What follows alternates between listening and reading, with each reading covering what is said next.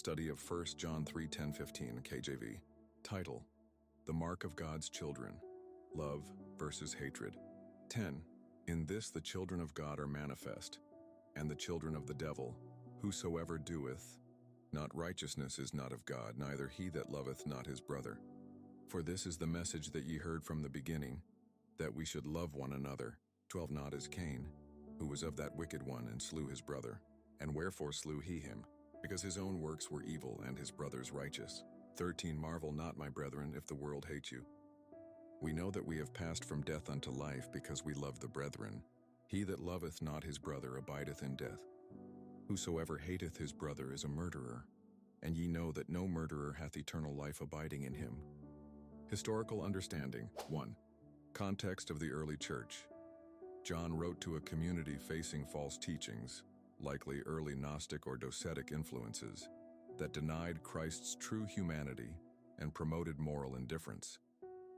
Ethical behavior was a key marker of genuine faith. John contrasts children of God, true believers, with children of the devil, false teachers or immoral professing believers. Reference to Cain v. 12. Cain's murder of Abel, Genesis 4, was understood as the first act of hatred, rooted in jealousy and unrighteousness. Jewish and early Christian tradition viewed Cain as influenced by the devil, theft. John 8:44-3. The world hates you, v. 13. Early Christians faced persecution from both Jewish and Roman authorities. John reassures believers that opposition is expected because they belong to Christ.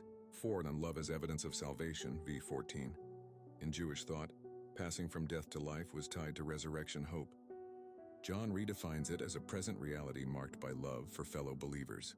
Modern-day spiritual understanding. Righteousness and love as marks of faith. True salvation produces a transformed life, v. 10. Modern believers must examine whether their actions align with God's righteousness and love. Love is not optional.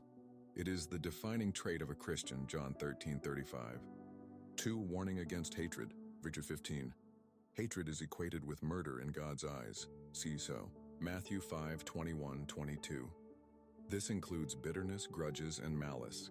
In an age of division, political, racial, religious, John's call to love remains urgent. 3. Assurance of salvation, Verhent 14. Love for fellow believers confirms one's salvation. A lack of love suggests spiritual deadness. Modern individualism must not override biblical community. Expect opposition, v. 13. The world, systems opposed to God, will reject Christ's followers. Persecution is a sign of allegiance to Christ, not failure. Conclusion and final thought. John's message is timeless. Genuine faith produces love, while hatred reveals a heart alienated from God. Historically, this separated true believers from false professors. Today, it challenges us to examine our hearts. Do we love others, or do we harbor hidden hatred? Embrace righteous living, not as legalism, but as evidence of new life. And stand firm in persecution. Knowing the world's hatred confirms we are not of it. Final thought. The gospel transforms killers into lovers. If Christ's love dwells in us, we cannot hate his people. Commentary note. This passage refutes cheap grace salvation that doesn't change behavior. It also comforts believers facing hostility, reminding them that love is both their identity and their weapon against darkness.